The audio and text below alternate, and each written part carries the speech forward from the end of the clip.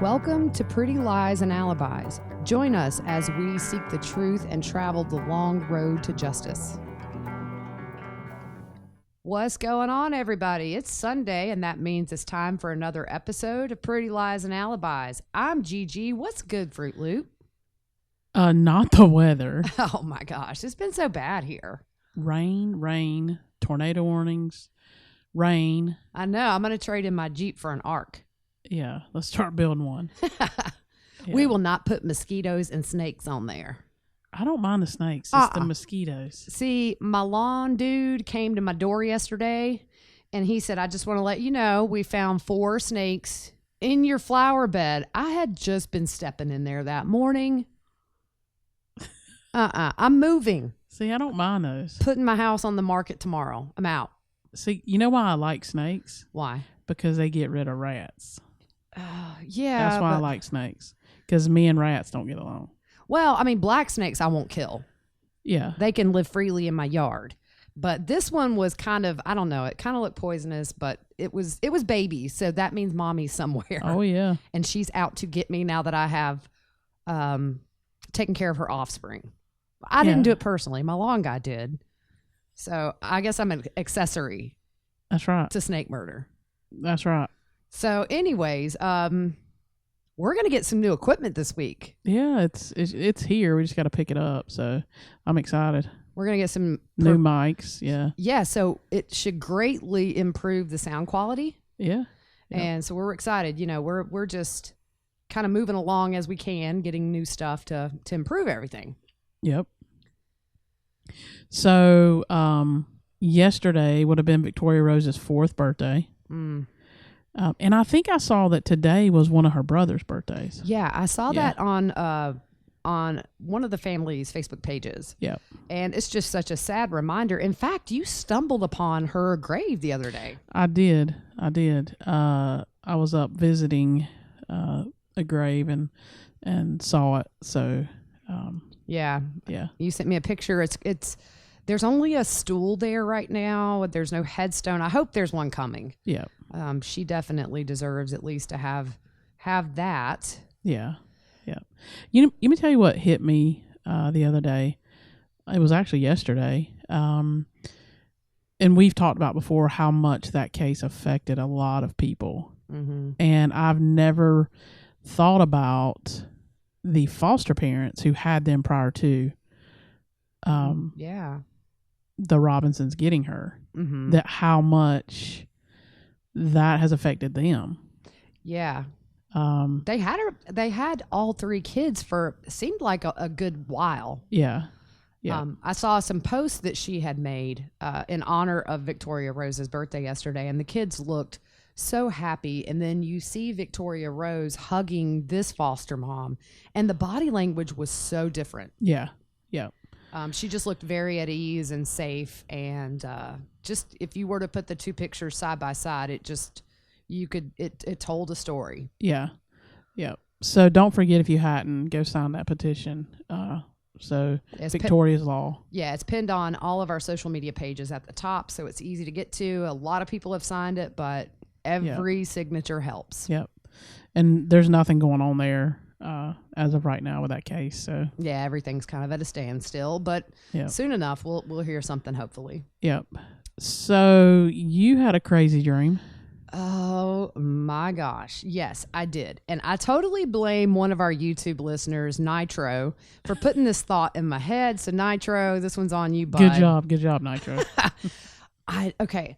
So I'm just going to start from the beginning. I dreamed, you guys know, I've said it every single episode for the last couple of weeks. My fear is going in the pokey, right? So I dream I'm at the Piggly Wiggly getting my groceries, and I hear a commotion. I'm in the checkout line. Okay, wait, slow down. So Piggly Wiggly, if you don't know, that is a grocery store. It's a chain. Normally it's on the coast here. So I'm big on the pig. Yes. You can get shirts that say I dig the pig. Yeah. I got one for all of us. Yes. Okay. So I'm in the checkout line, and I hear this commotion behind me. So I turn around, and there's a dude running up the aisle, and he's got his arms are packed with steaks that he's trying to steal. And there's a cop running behind him, trying to catch him.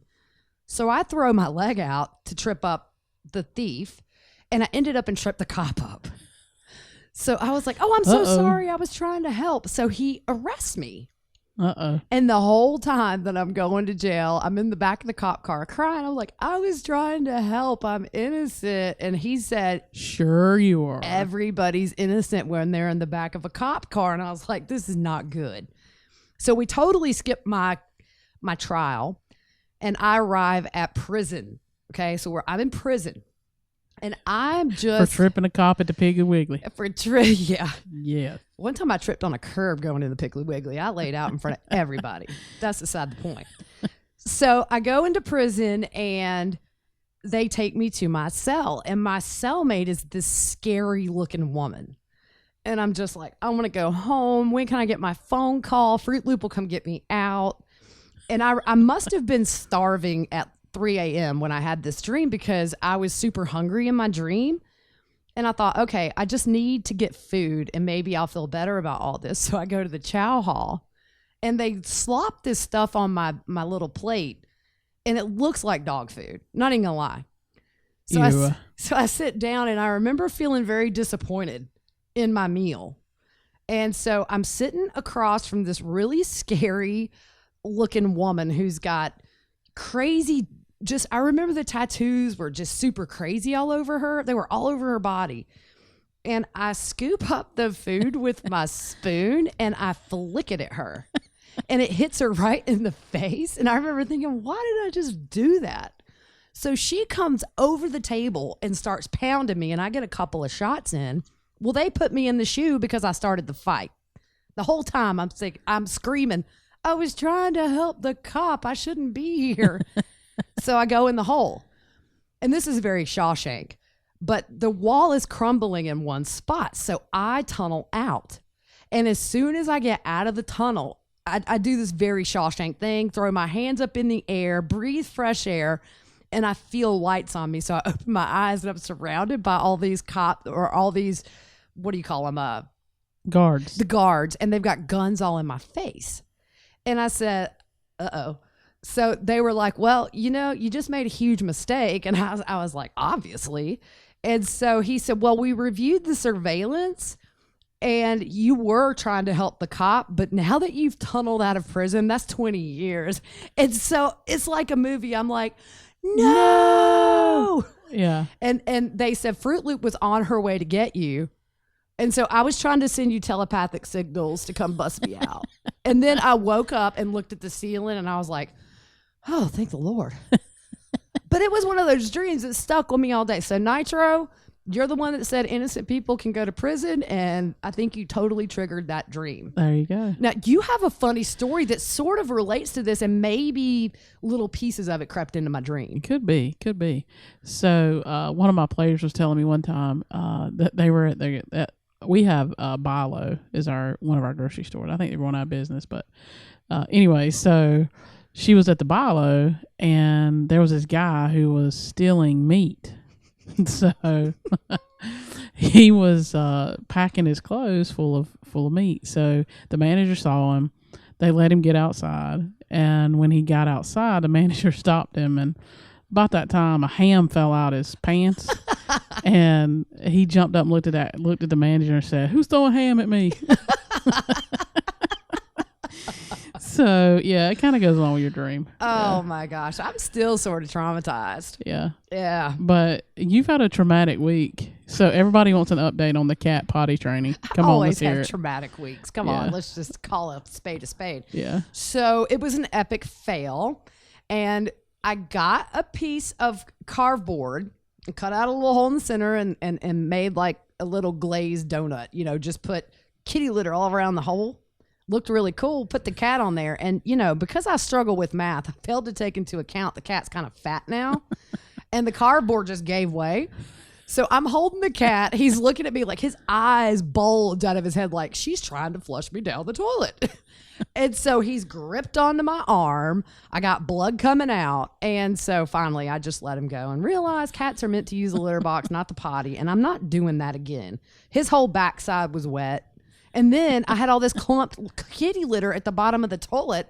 So I had to go get one of my spoons that I stir my pasta with, which is, by the way, it's now in the trash can, and scoop out clumped kitty litter. So I'm That's not so doing funny. that again. What if you would have hit the flusher? Oh, my What if it gosh. would have started swirling that cat? Oh, I can just see it, the cat going in circles. I It's mean, pretty his funny. eyes bulged out of his head. Like, what are you doing to me, woman? So, Cat 1. Hooped is 0. yes, I lose. Yeah, you lost. That's funny right there. Yeah, don't potty train your cat. Yeah, I'm thankful because I was totally gonna put a sign on the door. Cat potty, Fruit Loops potty. Yeah. Okay, so you found a link, or somebody reached out to you. I don't even know. Yeah, so there's a guy online called Will Rob who posted some clips of the Lori Vallo Wheel of Fortune episode. So we got to see a little bit of that yesterday, and then he reached out to me online yesterday and said, hey, I'll give you guys the whole episode. Let me know where to send it. So we have it, and right now we've got to figure out where we're going to upload it. We can't do it on YouTube because of copyright issues. So once we sort of figure out where to host that, we're going to put the link out and let you watch the entire episode. Yeah. Really cool. Thank you, Will Rob. I think he's been on Wheel of Fortune, and he's just a big enthusiast. So he has tons of episodes recorded and found this one, which pretty much everybody following this case has wanted to see. Oh yeah. She was very young looking. Of course, this has been a while ago, but yeah, so we watched some of those clips. So yeah, it's knowing what we know now, looking back on it. She gets on your nerves. She's very fake. Yeah. Very, yeah. And you know what I always love about Wheel of Fortune is when somebody else solves the puzzle and everybody's smiling and clapping like, good job. And you're thinking, I hate you. Yeah. I knew that. Yeah. Everybody always claps. Yeah. It's like bingo. If you ever call bingo out, you have like 90-year-old women wanting to whack you with their cane. Oh yeah. I so want to do that. Oh, we should go bingo in Fruit Loop. Yeah. I'll film it and let you say bingo. Watch the little old ladies get mad. Why at do you always set me up? You're like, Yeah. I'll let you do that. Yeah. I'll And let then you do I'll it. just hang Let me back film it. and watch it unfold. Yeah. That'll be great. Yeah. Okay. So another crazy thing. So Chad got summoned for jury duty. This was so comical. Like, I mean, he gets summoned for jury duty in Rob Woods County. Oh, man. You Madison can't write County? this stuff. Yeah. And then to top it off, Mark Means tweets about it. A picture copy of the summons with Emma Daybell, supposedly Emma Daybell's handwriting on his hand. And yeah, he can't do it. He's incarcerated. Yeah. But Mark Means says, really? Yeah. That's what he said? I mean, it's kind of funny. And that was sort of one of those tweets by him that I thought, okay, it's pretty funny. It is. And I totally get it. Like, these things are automatically generated out. It's not like they go down the list and say, oh, they're incarcerated. They can't. Yeah. You know what I mean? But it's still. Right. I just can't believe he tweeted it. But from what I could see on the summons, it almost looks like it's for the same week he is to stand trial with the charges he has now. Oh, my goodness. Can you imagine the defendant being a juror? Not guilty. Yeah. He's Be innocent. The lone holdout, Chad Yeah. Daybell. Go figure. Yeah, that's crazy. Well, we've heard from locals in the area that Mark Means has been at the women's prison all week. He seems to stay there a lot. Stays there a lot. I mean, To live for what, 4.5 hours away? yeah. It's a long I ride. bet you he got an apartment over there where all them other ones had apartments. He might. I mean, I He's would staying over there. probably would. Yeah. I mean, I don't see him driving 8-9 hours a day and then staying there all day. So he must do that, which in our business, but Crazy. So Dateline. yeah, we're going to talk about that in a little bit. Yep. You got some other stuff first though. Yeah. So I found an article today where KSL, which is, I'm not sure where they are. I'm sorry. Probably KSL is, Hawaii. somewhere like that. They talked to the wedding company that did Chad and Lori's wedding in Hawaii, and some little things were revealed that we don't know yet. So why don't we start? So Chad called them 2 days before the wedding for a quick ceremony. Mm-hmm. This is great. He chose the cheapest package, which was like $720. This included a sparkling champagne toast and the pics that everybody's seen everywhere. Yeah. I think Lori picked the wedding location. At Anini Beach Park, and she told the minister that she had lived there before. So she loved that place. That's a weird word. And Nini. Yeah. I love all the different names. Even though, as our listeners know, we can't pronounce anything that we don't know by heart. Hey, I can say Prohoc Vice now. Look at you. You know where I get it from? Where? Because I watch Food Network, and her name just left me. Jada, her cooking show. She talks like that, so that's how I can say Vice. I just love Italian talk. Yeah, it's cool. I love Italian food too. Me too. So the kids were obviously never mentioned, and they didn't have a religious preference. So the guy just thought they were empty nesters who were getting a second chance at life, not to mention, as Keith Morrison so eloquently said on the show, he can make anything sound nice. He said that death seemed to follow Chad and Lori like a shadow. Yeah. So Lori referred to Chad as a famous author several times. Oh, yeah. Wow. I can honestly tell you, and I saw your little post, I am not reading another book. Okay, come on. I'm not going to make you do that, but I'm going to tell you the overwhelming response on Facebook and Twitter, which on Twitter I did a poll, and I think it was 82% said you should read another one, but we're going to let you slide right now. Yeah. That is like torture. Yeah, and I'm not taking one for the team. So he is not a famous author. I'd never heard of Ted Daybell before. These kids were missing. No. Oh, she wishes he was famous. I think that was sort of in her mind. The appeal to her is you got some, the beeves holding down court in people's living rooms and writing some books that I think he profited $2,000 a year on. Yeah. And so he's a famous author. I want a refund. I want my money back. You want your time back too, don't you? Yeah. Never get those 2 days back. I was telling somebody online, a listener, we were talking about you reading that book, and I said, you just look like you were having these mini neurological events over there. It was. Your face contorted. It was painful. Yep. Painful. So the minister said that Lori acted more like a giddy teenager than a grown woman, which we've seen that. Oh man, just in hindsight, knowing what all had happened before that wedding date is just disgusting. Oh yeah. So once the word of the missing kids hit the news, the minister was so disturbed by it that he had to go to therapy for months. That's crazy. Yeah, I think, like we always say, the reach on this case, the number of people that have been affected in relatively small ways, all the way up to life-changing, devastating ways. There's so many people. And so you look, even the dude that marries them on the beach, I mean, he knowing what he knew once the whole story came out, I guess that would be really disturbing to know that you joined two people unknowingly. The guy didn't know. Yeah. But that has to do something to your brain, I guess. Yeah, and like you said, there are a ton of people. I was getting my hair cut the other day. And the lady looks nice, by the way. Oh, thank you. I appreciate it. The lady who was cutting my hair, we were talking, and I was talking about the podcast, and she goes, "Oh, I know that case. That lady, she fled to Hawaii, right?" And I'm thinking, okay, does anybody not know about this case? Well, you know what's funny is my brother and sister-in-law watched Dateline on Friday. I told them it was... My sister-in-law has loosely followed it, but still gets confused with who everybody is. Which is easy to do. Oh, yeah. I mean, you could take 3 hours and people are still like, huh? So they watched this Dateline on Friday that aired, and I think they had another one taped. So they turned right around and watched an additional one. So yesterday I had to run over there and give them something. And they were like, can you sit down for a minute? So I sat down. It ended up an hour later. They're just asking me all these questions to fill in the gaps. And it was because my family sort of knows the case, but they're not into true crime and stuff like that. So it was just really cute to see them interested in it. And I just felt like I was a professor on the Vallo case yesterday. You need to be able to pull out a whiteboard and just start drawing and connecting everybody together. Yeah, exactly. Yeah. Yep. So Dateline. Yeah, it was good. Oh, yeah, it was good. I mean, there was some stuff we had heard, but there was new stuff too. Yeah, and I think Dateline is the only...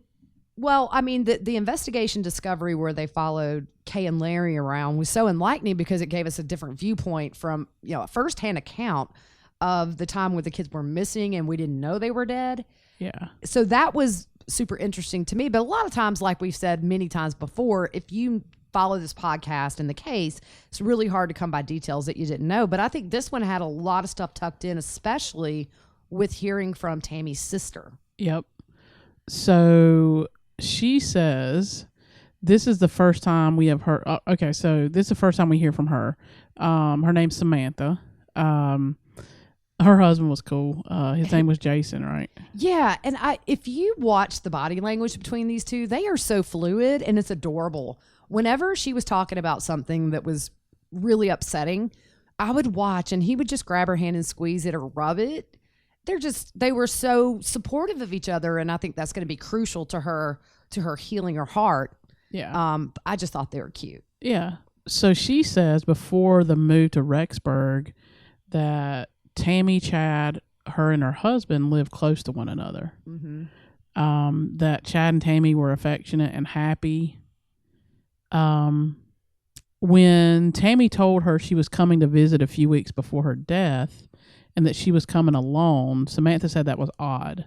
Mm-hmm. You had the paintball incident a week earlier. A week later. A week later. Yeah.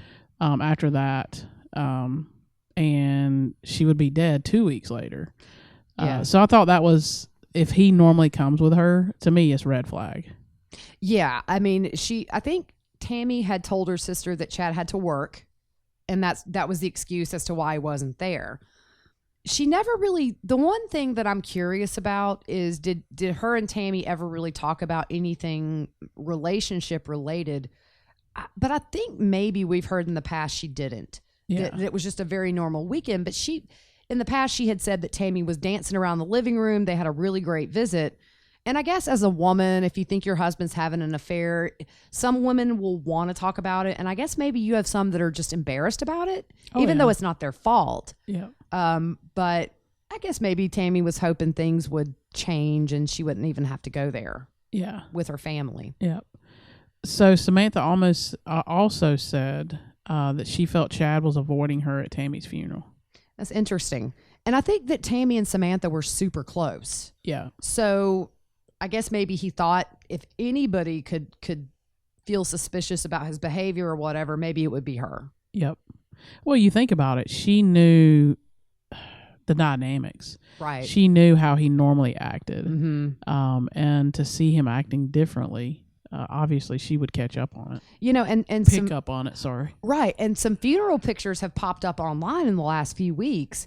And it's interesting because you look at everybody's face around and they're devastated. I mean, just absolutely sad.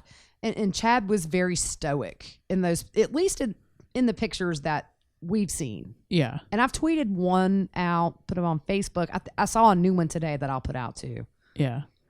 So Samantha says she got suspicious and started researching Lori online. And she found that her last name was Vallo, not Ryan.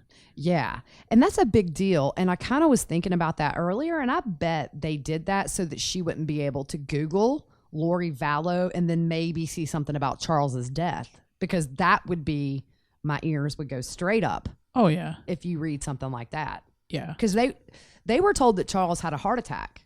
Yeah. And she felt like Chad had lied to her.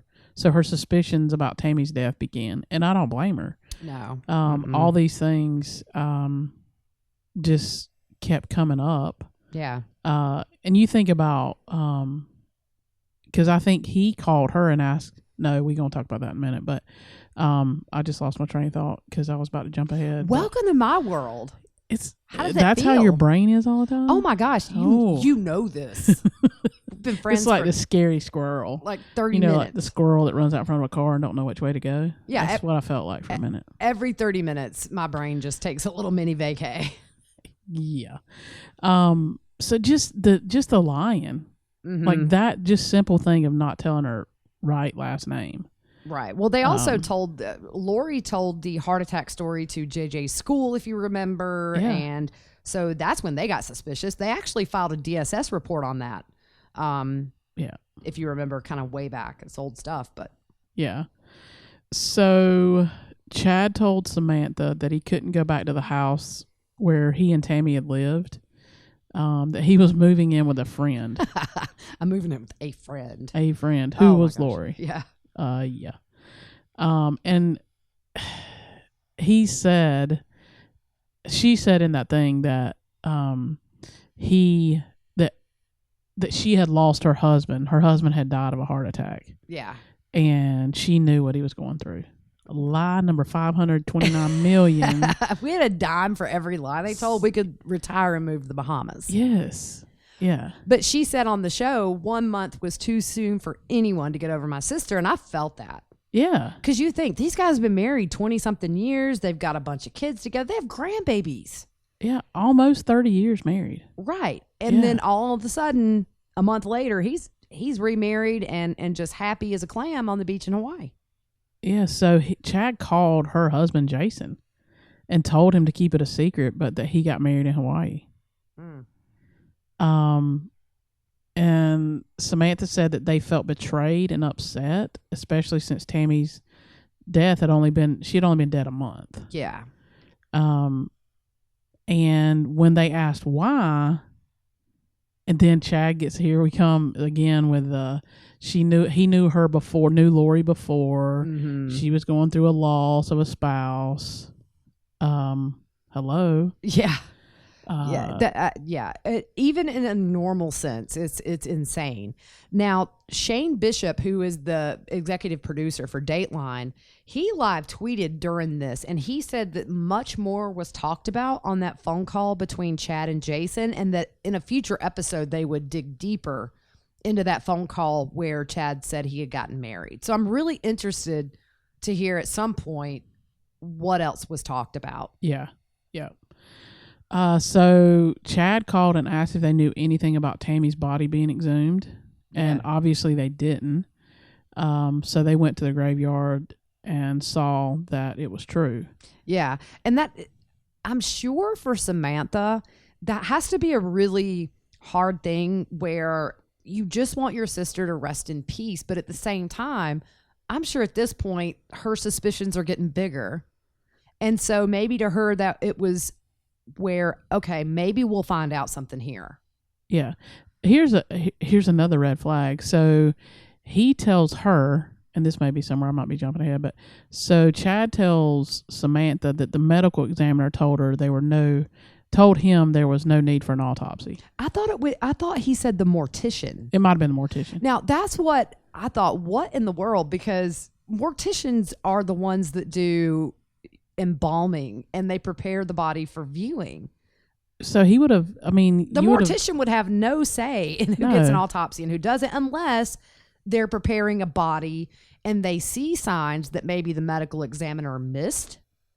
But other than that, morticians, they embalm people and do the whole funeral home process. I thought that was so weird. Well, if you remember when the detective called Rexburg or Fremont or Madison, whoever it was, when they were connecting these cases at the beginning, if you remember that phone call where he's talking to the lady and she's like, no, the family, they declined an autopsy. Yeah. The family declined it. Right. So that right there. And he was shocked. He said, like, is that how you guys do it there? Exactly. Because that's the biggest, if I were to take this story and just strip it down to this situation and say, okay, 49-year-old woman, seemingly healthy, dies in her sleep, and do you do an autopsy? Most places it's like, yes, you do an autopsy. Yeah. Yeah. So it's just lies. It's the same. And why do you lie? Because you're trying to cover something up. Right. And I think this goes back to something we discussed months ago, which is, it's the same in South Carolina as it is in Idaho. The coroner is an elected position, and the qualifications are over the age of 21, a citizen of the county, and a U.S. citizen.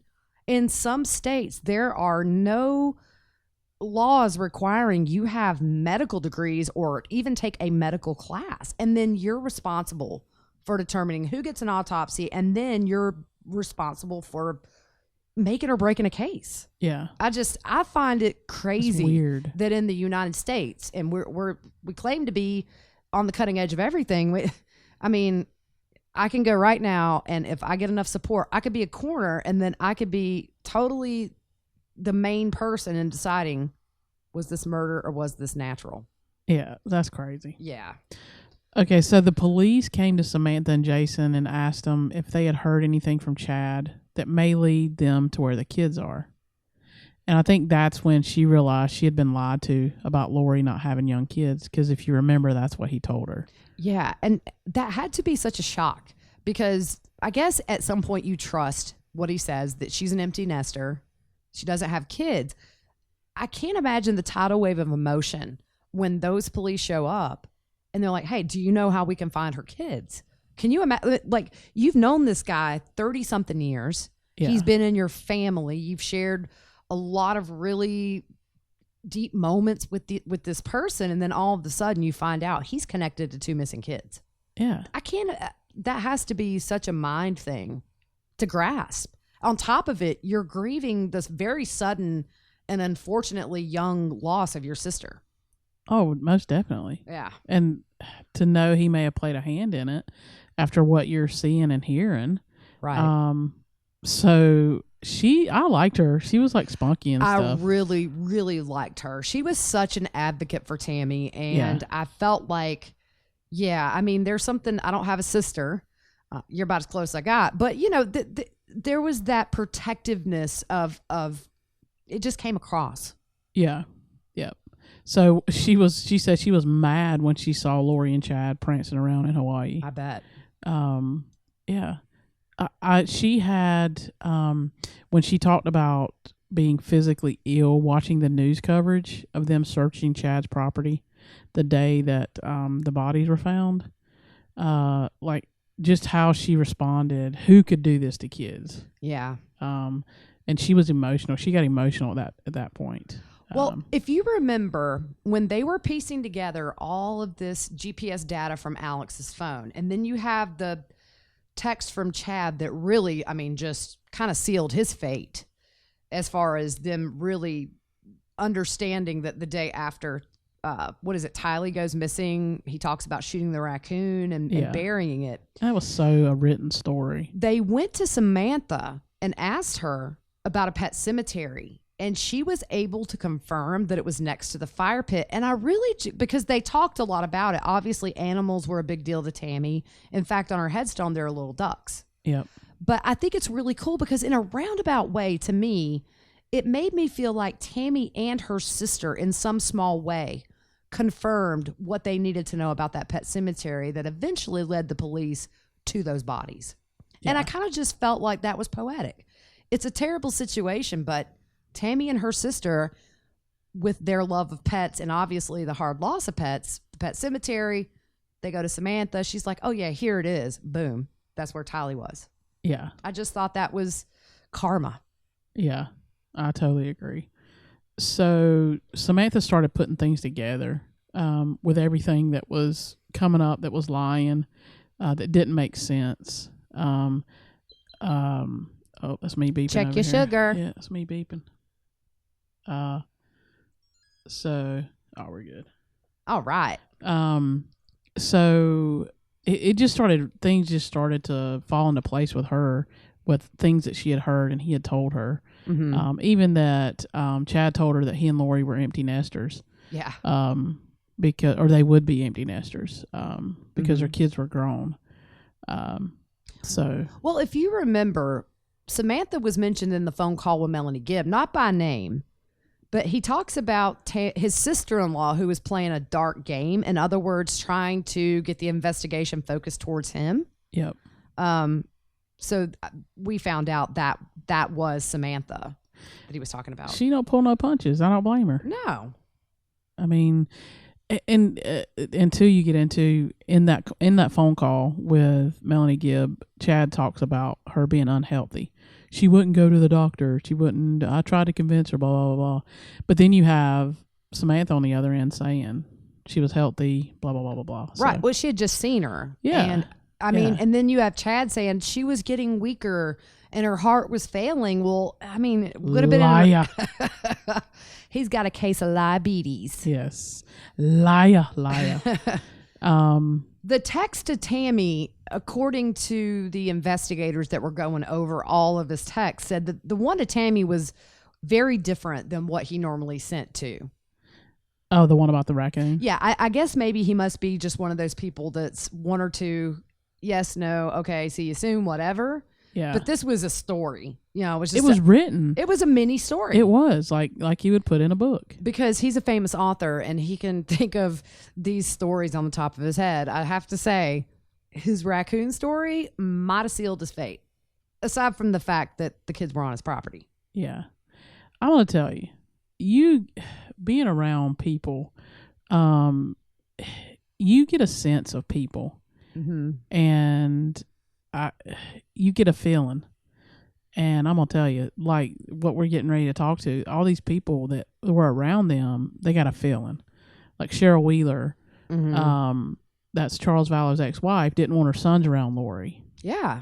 And it's understandable. It's just a mother's gut. Yeah. I mean, and she just thought she was unstable, and you look back now and you think she nailed it. She totally pegged her for what she was, which is just unstable. Yeah. So Annie Cushing nailed something that we picked up on the pictures that we've talked about before on our podcast, talking about the extra deadbolt on Joe's door. Oh yeah. Yeah. Who does that? Yeah. She said it was a sign he was in fear. I agree. And we talked about that before. It didn't make sense. Mm-mm. And then she also, Annie Cushing also brought up the point that Lori had this box of photographs and documents, and this was such a good catch by Annie. You don't see those anywhere in the pictures that the police took when they found his body. Although, according to Lori, the police let her in. Bull. Yeah. Ain't no way. Uh-uh. What the world? Who even comes up with that lie? Lori. Like you can watch Law and Order, Blue Bloods. They ain't gonna let nobody in there. No. You got a badge, they'll let you in there. Right, yeah. No. But I just thought that was so observant to say, you got these after he was dead, but they're not in the pictures anywhere. Exactly. Yeah, I mean, because they took pictures. It was like 160-something pictures. Yeah. I mean, that's just... It just screams, I was there prior to his death. I agree. Although Annie kind of chalked it up to a natural death with him on the show, though. I still think I don't think she knows. I think it's still a doubt. Yeah. Either way, it's got to be hard for her. I mean, that's her brother, and I mean, unfortunately, they were separated during their childhood, and she made clear during the Dateline episode that she had issues with his temper and things like that, and that caused an estrangement in their adulthood. So I definitely don't envy what she's having to go through with losing him and Tylee, both in such a way that is either way is tragic. Well, the other thing she pointed out in that was Joe was a neat freak. Right. Yeah. That was a good point. So, I mean, you can come to your own conclusion almost.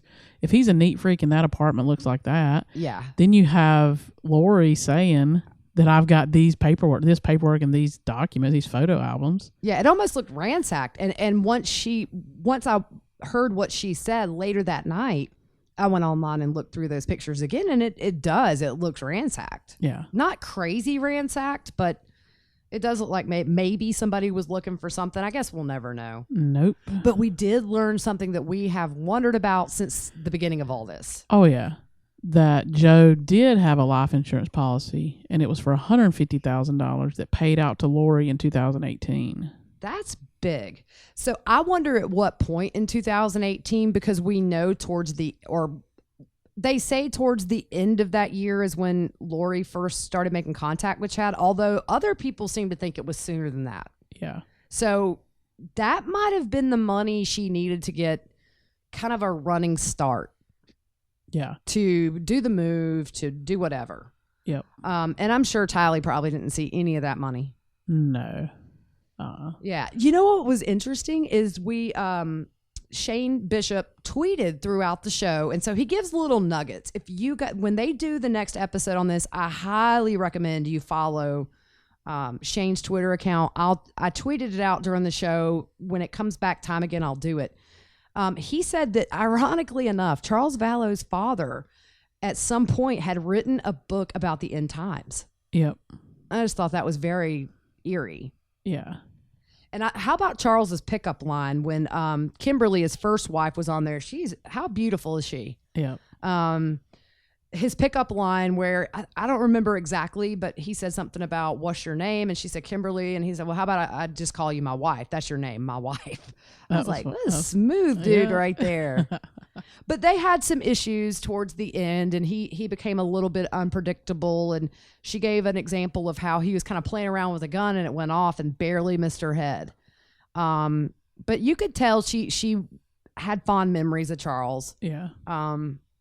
You know, it's, I mean, Charles definitely went on to have, you know, his boys with Cheryl. She talked about they had a miscarriage, and Charles really took that hard. Yeah. It devastated him. And then with Cheryl, they had their son, and then they adopted a son.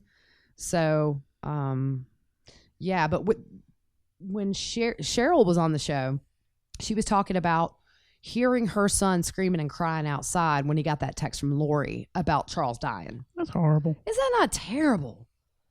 I mean, and then he showed his mom the text, and I'm sure she thought, what in the world is going on? Yeah.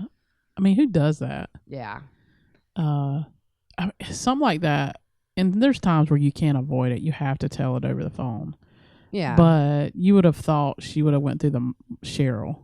Right. Contacted her and let her break it to her boys. You would think. But I mean, she told Colby, didn't she tell Colby that he had a heart attack? Yeah. I mean, yep. Maybe she didn't call his boys or Cheryl because they would have questions and she might not have the right answer. Yeah. You know, you open yourself up to a live conversation with somebody. Well, it's easier to get your thoughts out in a text than be on the spot and have to make it up as you go. Yeah. Again, when you lie, you're just lying to cover up. Nobody lies just to be lying. Right. You're lying to cover up something. So, yes. Yeah. So a few things we learned from Shane Bishop's tweets was that Joe Ryan was a Navy veteran, and he had served 4 years in some sort of an electronics job, and his rank was believed to be like an E5. I think that's kind of mid. I mean, it's not a huge rank, but it's not low. Yeah. So throughout his 4 years, he went up in his rank. And what did we learn about the hair salon? That Joe had a hair salon built onto the house so Lori could still work and stay home with Tylee. I mean, every one of these men that she was married to absolutely catered to her to make her happy. If you look, Joe builds on this hair studio just so she could be a stay-at-home mom. Charles has this dance studio installed in the house. They moved to Kauai because that's where Lori loves. I mean, it almost seems to me like when they moved back from Hawaii to the mainland, and the reason Charles said was because JJ just couldn't get the services over there he needed. Yeah. Although we've heard financially it was very tough for them over there. Whatever reason, it seems like the walls started tumbling down when they moved back to Arizona, and she was out of her little tropical paradise, life is perfect place. Yeah. I'll tell you one thing that stood out to me with Annie talking. She was talking about how Joe really wanted kids. Yeah. And when Tylee was born, he was just ecstatic. And I felt bad. Yeah. Because we know what went on and what he went through with all that battle to try to see her. And to hear Annie say he wanted kids and he was excited about having Tylee and all that, I was just crazy. Every picture I've seen of Joe with Tylee, you can see the love and the genuine happiness he has just being with her. And it's really sad that I don't know how old Tylee was when they got divorced, maybe 2 or 3-ish. But that was the only little bit of normalcy he had with his child until he died. Yep. Everything else was a constant battle, accusations, and all that jazz. It's just, I'm sure with his upbringing of being in foster families, he wanted to be able to give his own child that loving stability. And unfortunately, Lori wasn't going to let that happen. Yep. Yep.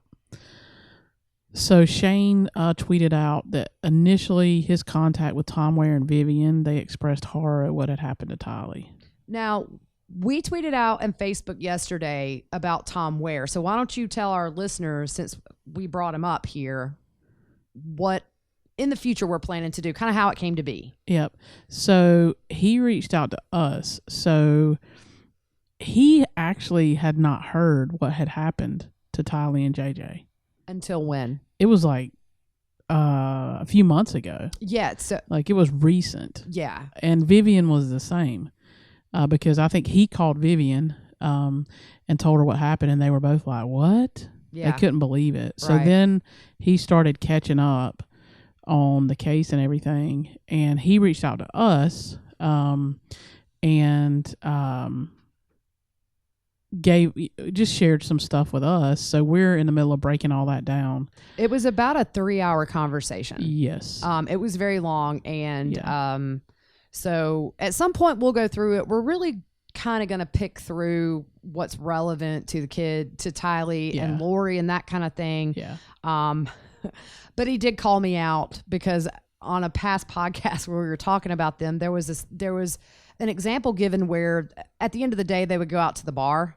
Yeah. And I said they were up to some shenanigans, and Oh, on the that's so phone he funny. said we weren't up to shenanigans. And Yeah. for me, you think about it, these people are entitled to be able to go let some steam off. This is heavy stuff they're dealing with, but yeah. So But yeah, so we'll have that in a future episode. We're just in the middle of breaking it all down. So. right, 3.5 hours. And we recorded the call with his consent so that Yep. we wouldn't miss anything. So that when we do, Because my brain, I would not remember none of that and stuff. you know, I'm not good for that. So Yeah. So we're just it's a lot to go through and try to pick out what's relevant to Tylee and Lori and the custody dispute.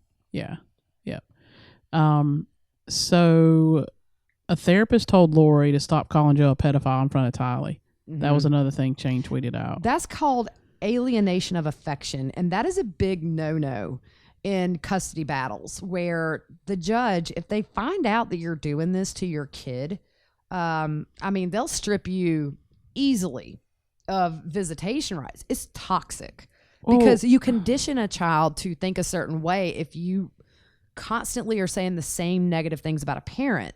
Yeah. Well, what kid wants to hate their parent? None do, just innately. You even have just in bad situations. And I've found some of this out working and doing some stuff, serving papers. Like kids, they want to love their parent. Of course. They don't want to hate their parent. So when you put them in that position, that's just crazy. It's unfair in every sense of the word. And you can't be a good parent and do that. You do not. That is a selfish thing. Anytime a parent tries to alienate a child from the other biological parent or adoptive parent or whatever, that is nothing but self-serving. Nothing good benefits that child from hearing constant negative, because then the child feels guilty for feeling affection towards the other parent. Yeah. And it creates a chaos in their mind, and it harms children who grow up having issues in adulthood because a parent was selfish during a custody dispute. Yeah. It's like one of the worst things you can do. It really is. Yeah. I mean, other than physically hurting your kids, to condition their brains to hate or to not love. Well, if you think about it, Lori did that a lot with people. Oh, yeah. We've talked about it before, how we think that she told Alex certain things when he went and he tased Joe. Right. He really thought he was doing something good. Right. And the same with Charles. A lot of people have said that, well, Charles was just sort of as into this custody dispute and the allegations as Lori. But if you're married to somebody and you convince them that your children were sexually molested, and they did talk to Colby, and he said he did do it. So we respect Colby's statement, and we're not going to dissect that because that's Colby. That's his life, and we weren't there. We were not there, so we're not even going to go there. I mean, we did see the grand jury didn't indict Joe on any sexual abuse charges. Right. But still, Tom and Vivian both said they didn't think that happened, but I mean, Colby was there, so. Exactly. So that's just kind of where we're going to leave that. But I didn't forget where I was going. We were talking about the abuse. Oh, Charles. But if you're married to somebody and they say, this person did this to my kids and it was terrible, and why would Charles not believe it at that point in their marriage where things were good? I mean, why would he question it? Now, when he's standing talking to the officers, saying that Lori's doing all this stuff and trying to get her admitted so she can get some help, Did he start to rethink all that? I bet he did. He might have, but then Yeah. again, at the same time, you might think that that's so low to accuse somebody of doing that to their own child that why would she do it? Yeah. People can get so just hooked into these stories. And so, I mean, for him, it might not have ever been something he ever questioned. We just don't know. Yeah. Because who does that? I mean, a lot of people do. Unfortunately, Lori did. But to Charles, I think he thought he was doing a noble thing to a point in trying to get Tylee away from her dad. Yeah. Yeah. So Lori had been charged with judicial interference more than once for not giving Tylee to Joe for visitation. Yeah. And you think, I mean, now we have that recording where she was saying, I wanted to murder him. Yeah. And she was talking about Joe for putting what he put his kids or put Tylee through or whatever. He was a monster. And I mean, Annie even admitted he had a temper. Yeah. He had issues with that. Right. But I don't understand how this wasn't a huge issue with the judge, because I know people that have been in nasty custody disputes and they refuse to let the kid go with the parent when it's their time. And everybody I know that did that was pulled into court and said, you're defying a court order. We could literally arrest you for this. yeah, Why? So if it's baffling. if it happened more than once, why do you not see she's being non-compliant? Yeah. She's being She defiant. did it every time. Exactly. And we see where the kids are gone, she flees. Mm-hmm. The cops come, she lies, she flees. So she's not held accountable for anything. Right. Shane Bishop also says that Annie had nothing but nice things to say about Charles. Yeah. He really seemed to love Tylee. Yeah. When he's on those police tapes, it's not like my son and her daughter. It's my kids, Yeah. my children, my kids. Yeah. You would never know any different. Yeah. And I think we learned, I'd never heard this saying, but he said Lori was brainwashing Tylee. I think it's very clear from Yeah. a very, very young, impressionable age that Tylee was being brainwashed into what worked for her mom. Yeah. Yeah. It's like those situations where somebody makes you solely dependent on them. Mm-hmm. And you're solely dependent on them, so you don't have anywhere else to go. It's kind of like cults. Yeah. There we go. I mean, they warp your thinking to where you think you can't survive without these people. Yeah. Tammy's family said that Chad wanted them to make the move to Rexburg with them, but they didn't go. So that goes to show you how close they were prior to the move to Rexburg and probably after long distance, but close enough to where Chad said, hey, come go with us. Yeah. So Jason and Chad shared a building for their respective businesses. Jason had a glass business and Chad had his publishing company. Yeah. Shane said he tweeted out during the show that he's gotten to know Tammy's family over the last year, and he had nothing but admiration for the way they live their lives. So he didn't elaborate, but I just assume they're good people who live their life in a good way. Yeah. Nothing fake about them. He says he just hasn't met many folks like them. And I think that speaks volumes about the kind of people Tammy's family was. Yeah. We don't know much about Chad's family, but it seems like Tammy really was raised in a good home, loving home, very close to her sisters. I always love the story about Tammy starting her own little library and making the library cards. Yeah. Speaking of which, I have to go pay $100 at the library tomorrow. Oh, I lost a DVD. Oh. I had a late fee and now I just can't find it. So, you know what's crazy though? If I were to go buy a DVD and hand it to them, they would still charge me the $100. I mean, who gets a $100 late fee at the public library? You do. They probably got my mug shot up. Do not check out nothing to Don't her. let her check out nothing. Nothing. That's crazy. Yeah. So this just goes along with what you were saying about Tammy's family. So her sister Samantha actually fixed her hair for the viewing. Can you imagine? Yeah. Just that was the last thing she could do for her as a sister. Yeah. And I think that's really a hard thing to do, but it's really beautiful. My grandma's done that. She did that to her mother. And to me, it's just an act, the last act of love physically Yeah. that you can do. But how hard that must have been looking at her so young laying there and thinking, why? Yeah. And now we kind of know why. We think we know why. We think this autopsy is going to tell us why. Yeah. So another thing he tweeted out was Samantha said that Tammy kind of went after the paintball guy. Yeah, I didn't know that, but good for her. Yeah. Who knows? I just think there's so much we don't know, and we're gonna find out these little things. But I love the fact that she did. She was like, "Come at me." Yeah. So one of the things he tweeted out was about Lori. What was it about the jail in Hawaii? So Lori apparently complained very loudly about the jail conditions in Hawaii during her 2-week stay there. I could see that. Oh yeah. Because I always go back to that bond hearing, and the woman says, glare. "Bail is confirmed in the amount of $5 million," and then you just see ever so slightly the frown, and then that's when she gives the laser eyes to her attorney. And he looks so nervous. He kind of turned his head like, "Uh-oh. I have poked the beast." Yeah, he looked nervous. So we're probably going to stop here. Yeah. I think it's a good point to stop. And that kind of was everything we had about the Dateline episode that we took notes on. Our UK listeners were excited we were doing this because they apparently can't watch over there. I know, that's crazy, Isn't that crazy? I know ways around it. I just don't know if I should tweet it out. No. We ain't going to jail. Yeah. Look, you're going to go to jail. Oh, my gosh. See, I don't know how to do that, y'all. I'm teasing. I'm not that smart. I mean, the way to do it is to fly over here and get a hotel and watch the next Dateline. There you go. So there you go. I don't want my dream being a premonition. I'm not sure about, some people do watch parties. Yeah, they do. I'm not sure how it goes. I don't know either. I think, though, I had read on one of the Facebook groups that maybe they had stopped it because of copyright concerns. I'm not sure.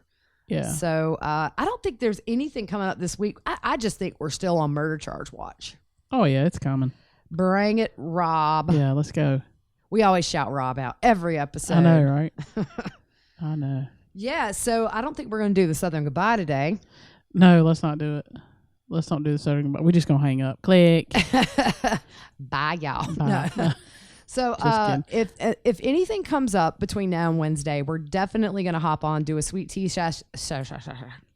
I need one more cup of coffee to complete my day. No, I was funny over there earlier. You were like, she took a big drink of her coffee and was like, I just burned my esophagus. Oh, yeah. 3rd degree burn straight down. I just didn't anticipate how hot it was going to be. Usually I make my cup and I let it sit for 10 minutes or so, and it's just here. And I constantly have coffee. I mean, I think my blood type is medium roast. You just need to do IV drip. Yeah, exactly. Just pull the pole around my house. Yeah. But no, I just took too big of a gulp and it hadn't cooled off yet. So it just felt like, Satan was on the slide down my throat. Yeah. So we'll see you guys on Wednesday. Hopefully we're coming on sooner to say the charges have been filed. Yeah, come on, let's go. All right, We guys. ready. Y'all have a good Sunday, and we will see you Wednesday. Good night.